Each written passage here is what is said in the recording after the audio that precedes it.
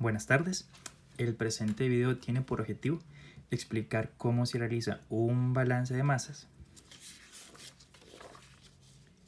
un balance de energía y una transferencia de calor o cálculo de transferencia de calor en un evaporador de efecto simple, partiendo del supuesto de que el estudiante tiene el conocimiento previo de que esta es una forma esquemática de expresar un evaporador de efecto simple y de que los elementos que se encuentran a la izquierda corresponden a las entradas del proceso y que los que salen por la parte superior, la parte inferior y la derecha corresponden a los elementos de salida, mediante un caso práctico que se va a mencionar a continuación.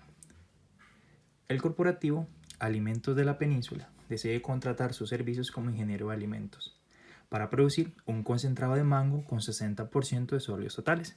Mi producto sale a 0,60 a partir de jugo de mango con 20% de sólidos totales. Mi producto entra con 0,20. Para ello le comentan que cuentan con un evaporador de efecto simple con una capacidad de alimentación de producto de 150 kg por hora, un flujo de vapor a 110 grados centígrados, una temperatura de evaporado promedio que asciende a los 85 grados centígrados y un coeficiente global de transferencia de calor de 2500 watts sobre metro cuadrado por grado centígrado. Le comentan que los condensados generados por el evaporador suelen presentar una temperatura igual a la temperatura de vapor utilizado como medio calefactor, es decir, el condensado sale a 110 grados centígrados. Y en análisis realizados, con anterioridad se determinó que el jugo de mango posee un calor específico constante de 3,800 kJ por kilogramo por grado centígrado. Como es constante, mi producto final va a salir a ese mismo calor específico y que ingresa al equipo a una temperatura de 16 grados centígrados. Con dicha información, le solicitan que calcule el flujo promedio al cual saldría el producto. Esto para efectos de ofrecer una cantidad aproximada de producto a un cliente potencial. Es decir, me piden el flujo másico del producto final.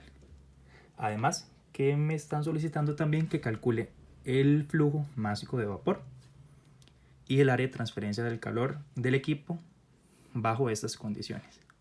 En este caso, para calcular el balance de masas, se puede recurrir a dos vías.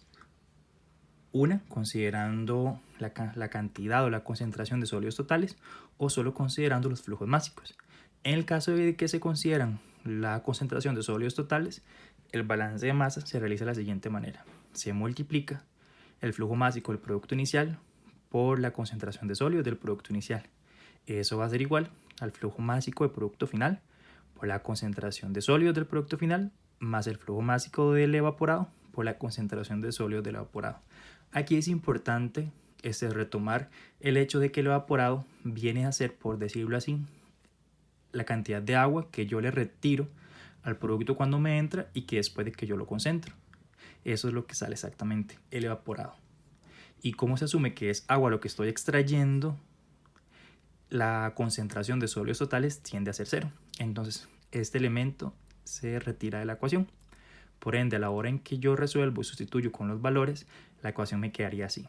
150 kilogramos por hora de producto que entran por 0,20 que son los sólidos totales es igual a X, que X viene a ser el flujo másico del producto final por los 0,60 que son los sólidos totales de ese producto final. Al hacer la operación me da que el flujo másico del producto final asciende a 50 kilogramos por hora, que será la parte A que me están solicitando el ejercicio. Quiere decir que más o menos en un periodo de trabajo diurno de 8 horas yo le podría ofrecer al cliente por día 400 kilogramos de concentrado de mango. Por otro lado, es importante calcular también los flujos másicos de los otros elementos del proceso, puesto que me pueden servir para operaciones posteriores. Por ejemplo, para poder hacer cálculos en el balance de energía o en las transferencias de calor. En este caso, sin utilizar la concentración de sólidos, mi flujo másico quedaría así. Flujo másico de producto inicial va a ser igual al flujo másico del producto final más el flujo másico del evaporado cuando sustituyo 150 kilogramos por hora que me ingresan va a ser igual a los 50 kilogramos por hora del producto que sale, producto final, más X, que viene a ser el flujo másico del evaporado. Y esto equivale a 100 kilogramos por hora. Y por otro lado es importante también considerar que el flujo másico del vapor va a ser igual al flujo másico del condensado.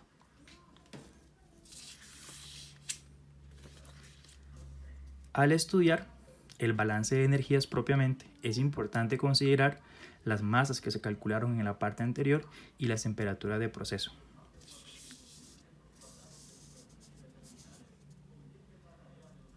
El balance de energías quedaría de la siguiente manera. Se calcula mediante la multiplicación del flujo másico del producto inicial por la entalpía del producto inicial más el flujo másico del vapor, que es lo que me están preguntando justamente en la parte B, por la entalpía del vapor.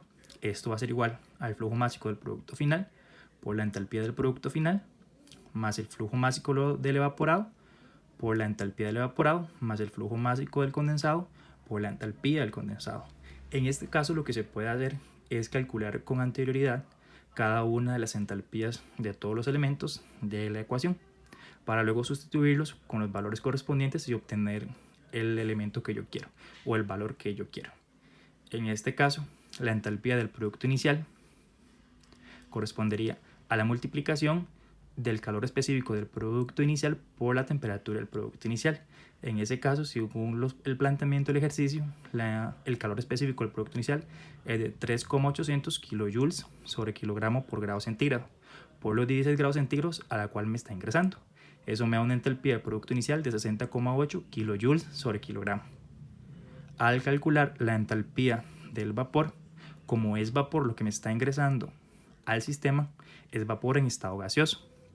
Y gracias a la ayuda, por decirlo de esa manera, de las tablas termodinámicas que se utilizaron con anterioridad en termodinámica y en termofluidos para ingeniería de alimentos, con este valor y con esa temperatura específicamente podemos encontrar la entalpía de ese vapor. Entonces, la entalpía del vapor, que es una entalpía en estado gaseoso a 110 grados centígrados, que es a lo que me está ingresando, y lo busco en las tablas termodinámicas, esta va a ascender a 2691,5 kilojoules sobre kilogramo. Luego, cuando yo quiero calcular la entalpía del producto final, se calcula igual que la entalpía del producto inicial, es decir, el calor específico del producto final por la temperatura del producto final, que como vimos anteriormente corresponde a 3,800 kilojoules sobre kilogramo por grado centígrado por 85 grados centígrados, que es la temperatura del producto final, y esta asumimos que es dicha temperatura porque es a la cual está trabajando el evaporador. Al realizar esa multiplicación obtengo que la entalpía de mi producto final asciende a 323 kilojoules sobre kilogramo.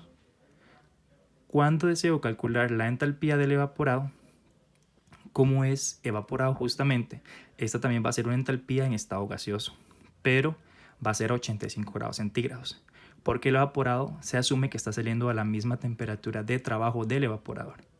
Los buscamos en las tablas termodinámicas y esa entalpía de evaporado va a ascender a 2651,9 kilojoules sobre kilogramo. Y por último, la entalpía del condensado, como es condensado y está en estado líquido, es una entalpía de fluido a 110 grados centígrados. Y se buscan las tablas termodinámicas y esa va a ascender a 461,30 kilojoules sobre kilogramo. Por último, yo lo que hago es resolver, es decir, sustituir todos los valores en esta cuestión inicial y quedaría de la siguiente manera. 150 kilogramos por hora de producto inicial por la entalpía del producto inicial más el flujo másico del vapor, que es lo que yo quiero como parte B, por la entalpía de vapor, que si la tengo, va a ser igual al flujo másico del producto final, que lo calculé anteriormente, por la entalpía del producto final, más el flujo másico del evaporado por la entalpía del evaporado, más el flujo másico del condensado. Pero es importante recordar que por balances de masa, justamente, el flujo másico del vapor es igual al flujo másico del condensado. Entonces ponemos aquí flujo másico de vapor. Ya tengo justamente la misma incógnita en la ecuación. Y esto último lo multiplico justamente por la entalpía, como me dice la fórmula. del condensado, que es la que tengo acá. Cuando realizo todos los cálculos pertinentes me doy cuenta que ese flujo máximo de vapor va a ascender a 122,06 kilogramos por hora. Ya tengo la parte B. Por último me están pidiendo el área de transferencia de calor. Esta la puedo calcular mediante la fórmula de transferencia de calor, que me dice que Q es igual al coeficiente de transferencia de calor por el área por el delta T, donde delta T corresponde al diferencial de temperatura del vapor menos la temperatura 1, que es la temperatura a la que me está trabajando el evaporador. Esto va a ser igual al flujo máximo del vapor, que lo acabo de calcular, por la entalpía del vapor, que también la tengo, menos el flujo máximo del condensado, que es el mismo flujo máximo del vapor, por la entalpía del condensado.